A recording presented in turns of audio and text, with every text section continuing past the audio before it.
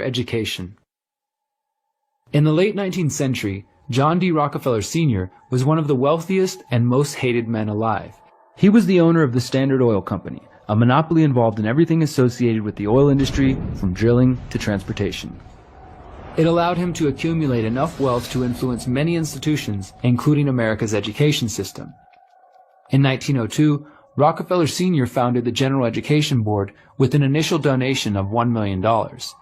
Rockefeller founded the board with help from Frederick T. Gates, with the stated objective to support higher education and medical schools in the United States. The General Education Board was also interested in the promotion of farming in the southern states and schools for African Americans. By January 1903, the U.S. Congress officially incorporated the General Education Board, with their mission being, quote, the promotion of education throughout the United States without distinction as to race, sex, or creed. The General Education Board charter was supported by a bill from Senator Nelson W. Aldrich from Rhode Island. Coincidentally, Senator Aldrich's daughter, Abby Aldrich, was married to John D. Rockefeller Jr. Senator Aldrich would also prove instrumental in the creation of the Federal Reserve Act of 1913. The Rockefeller family would ultimately give over $180 million to fund the board. The board's founding was preceded by several early educational organizations and private meetings between John D. Rockefeller Jr. and other influential people of the time.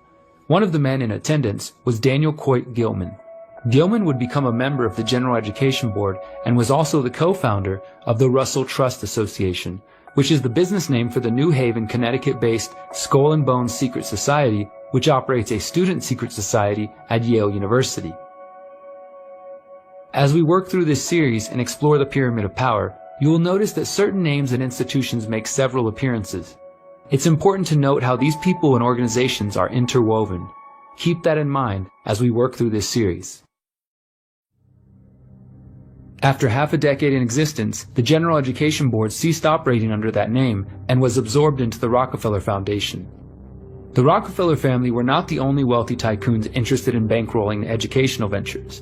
In 1905, the infamous steel magnate Andrew Carnegie founded the Carnegie Foundation for the Advancement of Teaching.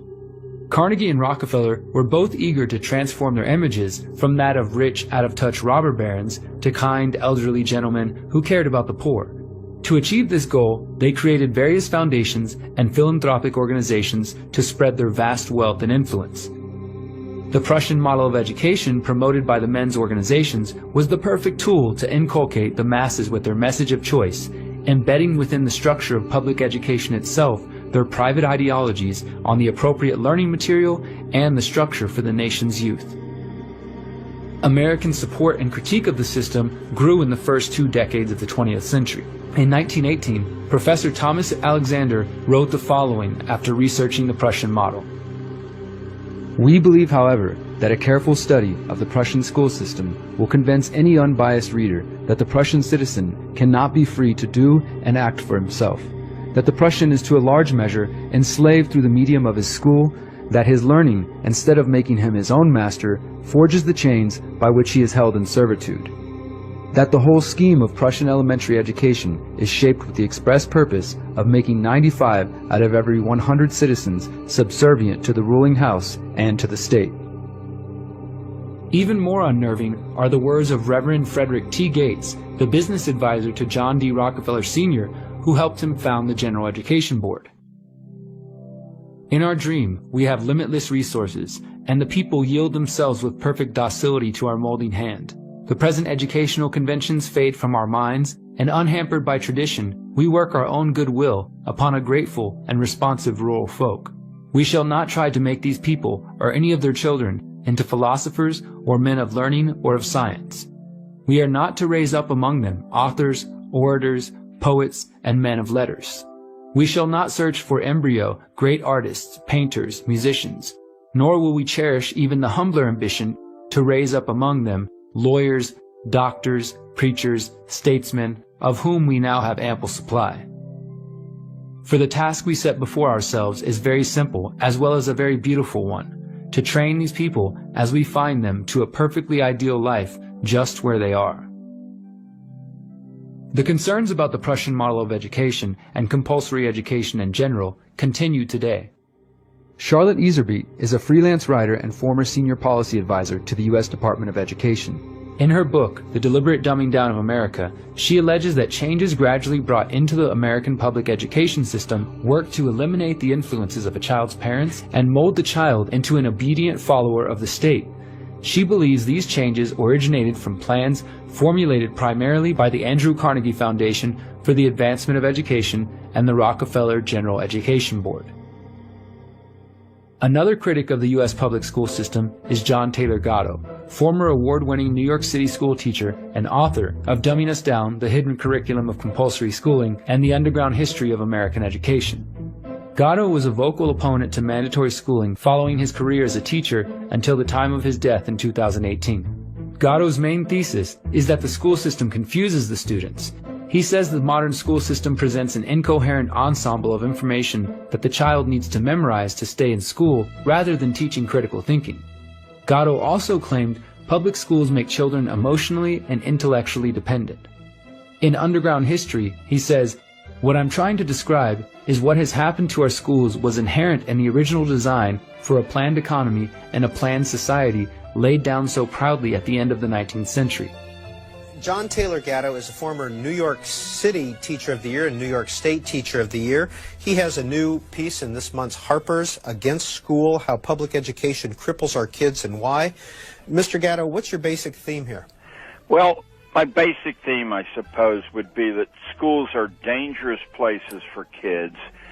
They retard intellectual development. They retard moral development. They bankrupt communities financially by bleeding hundreds of billions of dollars into unproductive activity, and they bleed communities dynamically by taking the energies of children away from the general society and dissipating them.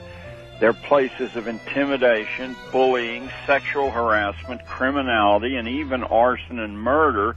And the epidemic of national obesity can be traced, I think, to the training ground of the school cafeteria. Okay, there's a lot of ground to cover there. Should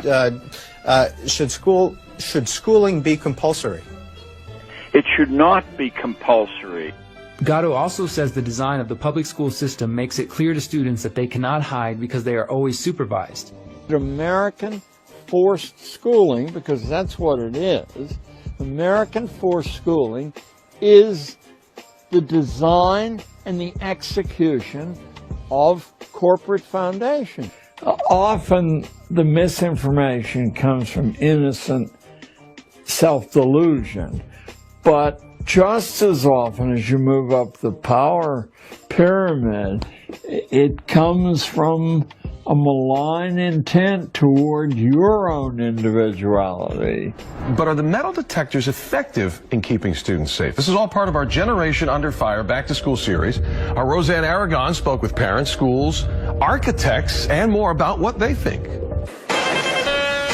Much like an airport, this is the norm for Aldine ISD students. Metal detectors and staff greet intermediate through high school students every morning. In the age of school drills and preparation for mass shootings, students are increasingly under supervision and inside a prison-like environment.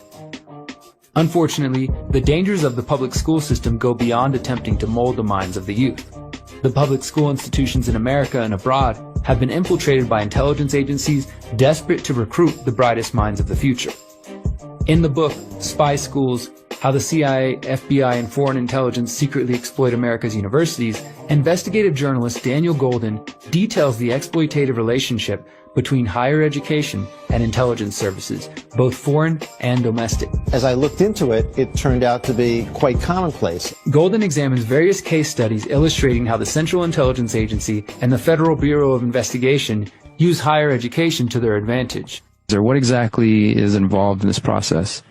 Well, there's different kinds of recruiting, and of course the most innocent, which I have no problem with is just straight over recruiting on campus, where the CIA and the FBI go in and they hold a career fair or some other event, and they say, come work for the CIA and FBI, and that's fine. And they're only allowed to hire U.S. citizens, so, that's kind of very above board.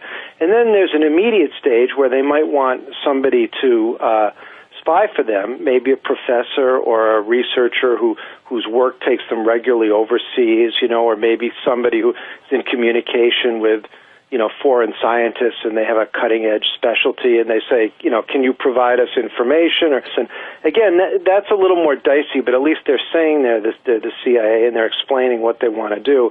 And then the third kind, which I focus on the most, is when they deal with foreign students and, researchers and professors. And there, if the person is not a U.S. citizen, they're not obliged to disclose who they are. So the CIA might well approach somebody who's unwitting. They might have a professor who they're friendly with, has a graduate student from Iran or China, and the professor might say to the student, I've got a friend who'd like to pay you to do some work for him or something, and then not say that the friend is from the CIA. So that's one way. When you understand all the data we have just uncovered, it becomes clear that the compulsory public education system is a great tool for influencing, manipulating, and recruiting the minds of the youth. Even if we ignore the obvious influence of the militaristic Prussian model, it is plain to see that the foundations and institutions which fund public education are aware of the opportunity to inject their agendas and values into higher learning. Not only are children sent away from their parents and families for 8 hours a day for 12 or more years of their lives, but it happens at a time in their lives when they are often the most impressionable and trusting of the adults around them. While it is true that occasionally a student will encounter a great teacher who encourages individuality and critical thinking, the average teacher is simply parodying the curriculum which the state has approved. If the ambitious teacher dares stray away from the pre-approved content, they may find themselves punished or out of a job altogether. Finally, it's important to note that when children and young adults are subjected to the state's version of history, health, politics, and philosophy, limitations are often subconsciously and covertly placed on their minds. The youth is taught the state's version of history, which typically paints the current powers as the good guys in conflict, establishes the approved version of history, healthcare, and creates parameters for acceptable political and philosophical dialogue.